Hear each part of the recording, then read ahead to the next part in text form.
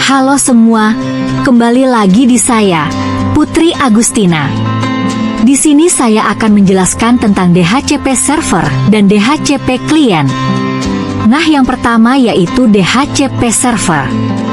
DHCP server adalah sebuah perangkat keras yang berfungsi sebagai penyedia alamat IP dan informasi konfigurasi jaringan lainnya secara otomatis kepada perangkat yang terhubung ke jaringan. DHCP server merupakan bagian dari protokol Dynamic Host Configuration Protocol (DHCP). Lalu apa sih fungsi dari DHCP server? Pertama, mengelola alamat IP yang tersedia dalam jaringan. Kedua, mendistribusikan alamat IP sesuai permintaan. Ketiga, membantu memperbarui alamat IP secara otomatis. Keempat, mencegah terjadinya IP konflik. Kelima, memeriksa alamat IP pada server yang sudah tidak digunakan oleh perangkat. Lalu apa itu DHCP klien? DHCP klien adalah sebuah perangkat yang meminta alamat IP dan informasi konfigurasi jaringan dari DHCP server, sehingga klien memperoleh alamat IP secara otomatis. Lalu fungsi dari DHCP klien yaitu 1. Menjaga jaringan tetap berjalan dengan lancar dan bebas gangguan akibat konflik alamat IP. 2. Menjaga efisiensi alokasi alamat IP. 3. Meminimalkan risiko konflik alamat IP. Untuk perbedaan dari DHCP server dan DHCP klien, yaitu pertama, DHCP server berfungsi sebagai penyedia alamat IP, sedangkan DHCP klien berfungsi sebagai penerima alamat IP.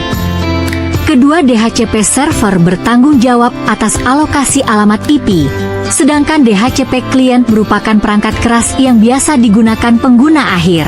Nah, sekarang yuk, kita sama-sama melakukan simulasi topologi jaringan menggunakan Cisco paket Tracer.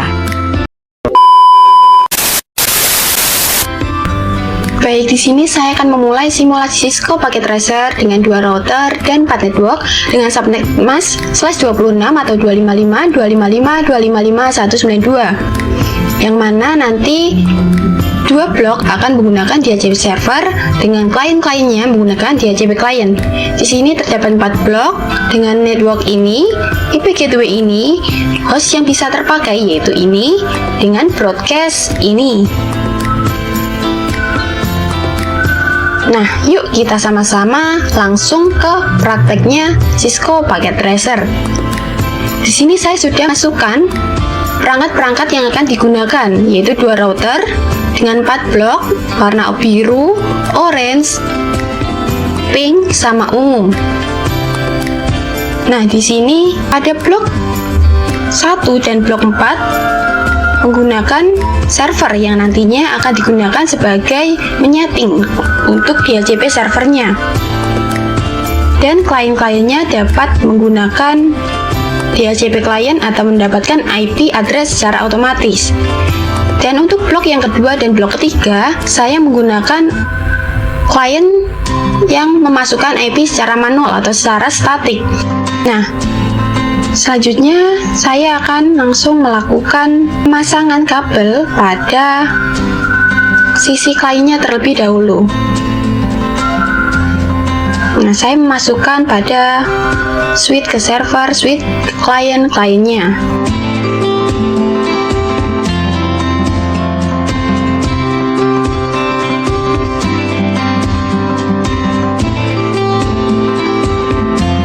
Dilanjutkan pada blok kedua dan akan dilanjutkan sampai ke blok yang terakhir atau blok keempat.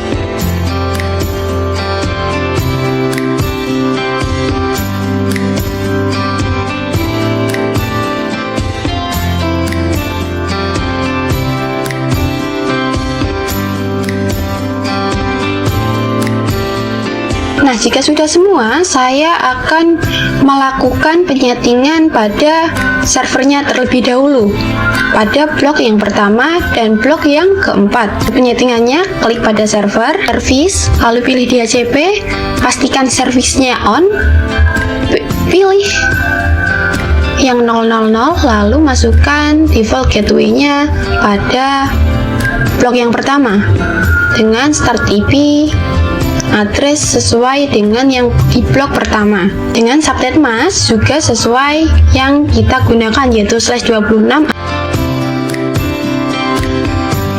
Pilih ke menu desktop, lalu masukkan IP address untuk servernya, yaitu saya masukkan 192.168.10.2 dengan subnet mask 192 dengan default gateway sesuai dengan blok pertama.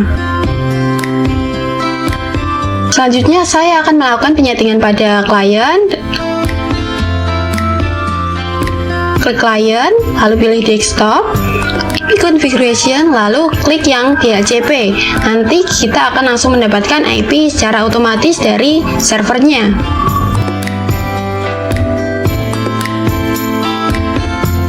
Seluruh klien dilakukan hal yang serupa dengan melakukan pemilihan ke DHCP agar mendapatkan IP DHCP secara otomatis.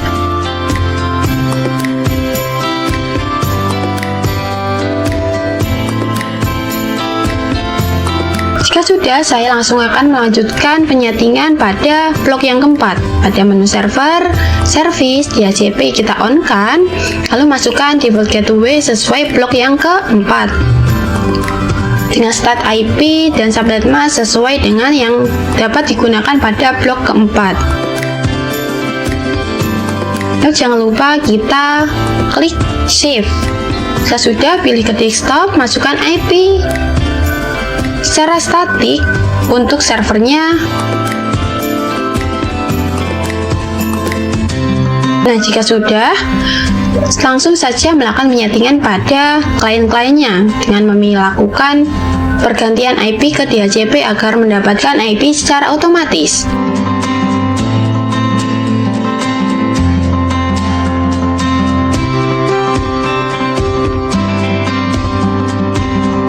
Jika sudah semua, saya langsung akan melakukan penyetingan pada blok kedua dan blok ketiga, yang mana ini nanti IP-nya bisa saya masukkan sesuai dengan keinginan saya.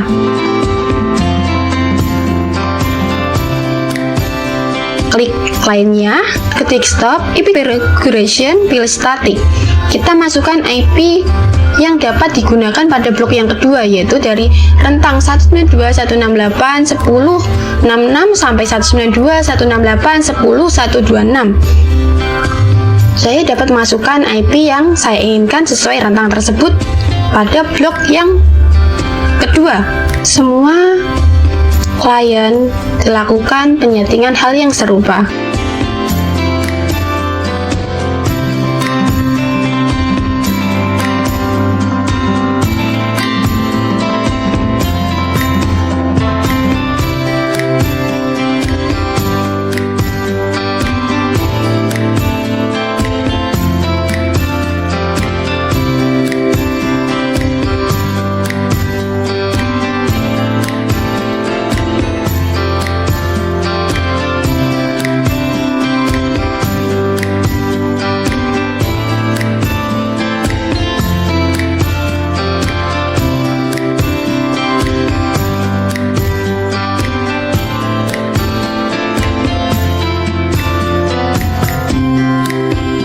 Selanjutnya saya akan melakukan penyetingan pada blok yang ketiga.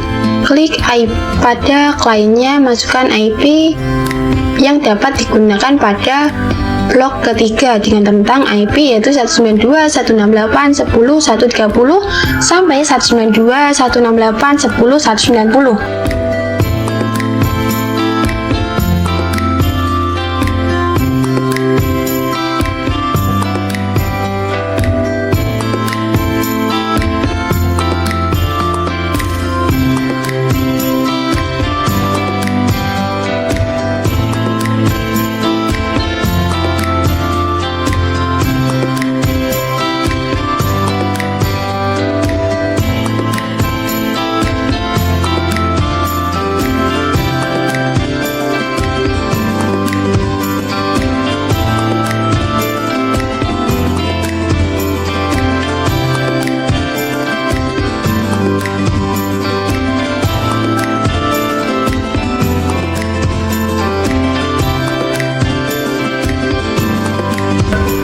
Nah, jika sudah semua, selanjutnya saya akan melakukan pemasangan kabel pada setiap switch-nya.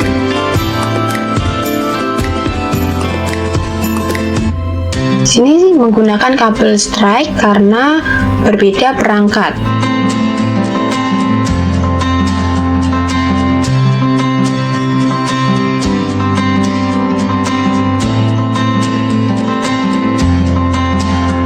Selanjutnya saya akan melanjutkan pemasangan kabel dari router 1 ke router 2 menggunakan kabel cross karena perangkatnya adalah perangkat yang sama, yaitu sama-sama router.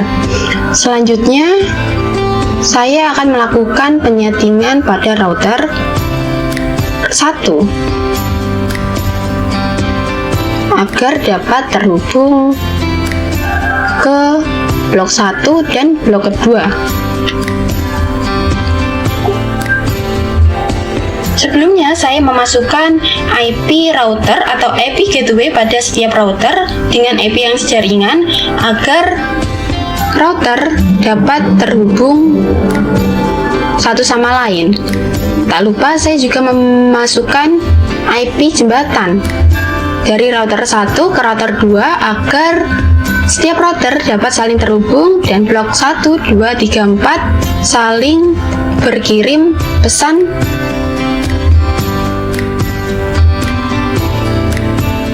IP ini digunakan sebagai network address atau NA pada routernya. Selanjutnya saya melakukan penyetingan pada router. Pertama saya memasukkan di gigabit Ethernet 0/0 pada interface-nya, yaitu ke blok pertama, yaitu saya memasukkan IP gateway dari blok yang pertama.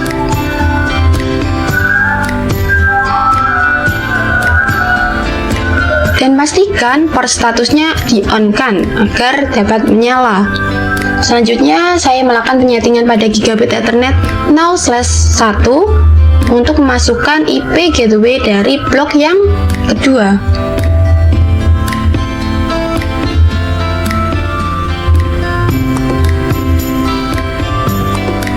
Pastikan on, lalu saya memasukkan pada gigabit Ethernet 0/2 memasukkan IP router 1 yang sudah kita setting tadi, yaitu 192.168.20.1 dengan /24. IP tersebut sebagai identitas pada router 1. Nah, sudah terhubung, terlihat jelas bahwa lingkaran kecilnya berwarna hijau. Selanjutnya saya melakukan penyetingan pada router 2 dengan cara yang serupa, tetapi saya memasukkan pada interface-nya yaitu gigabit Ethernet 0/0, yaitu IP gateway dari blok ketiga.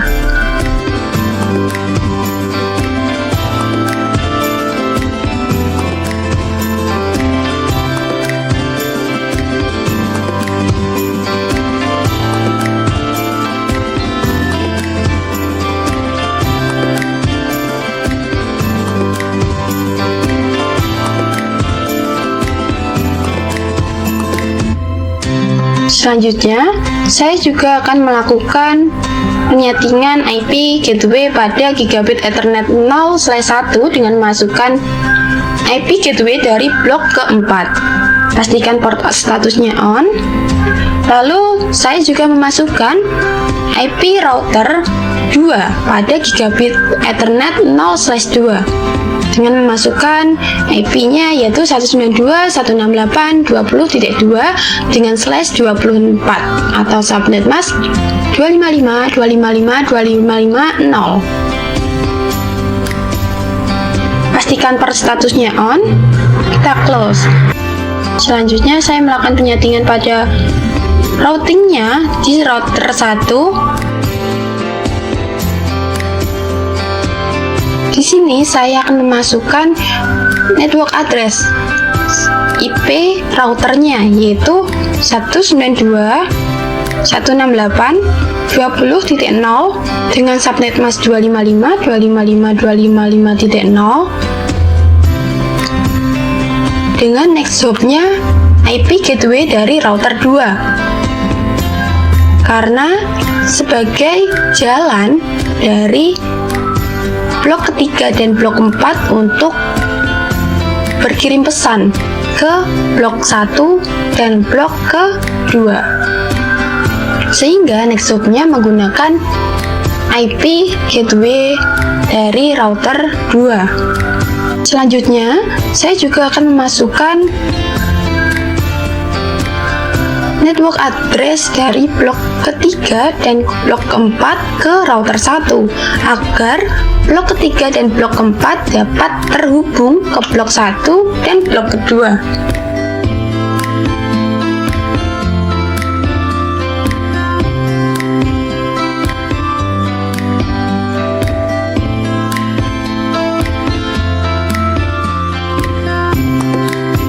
Selanjutnya, saya juga melakukan hal serupa, penyetingan pada router 2. Kita masuk ke routing, static.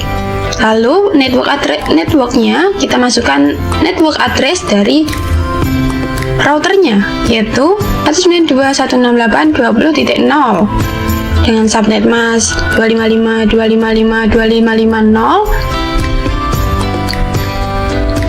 dengan next hop-nya IP gateway router 1 yaitu 192.168.20.1 agar blok ke-1 dan blok kedua dapat saling bertukar pesan ke blok ketiga dan blok keempat sehingga memasukkan next hop-nya yaitu router 1.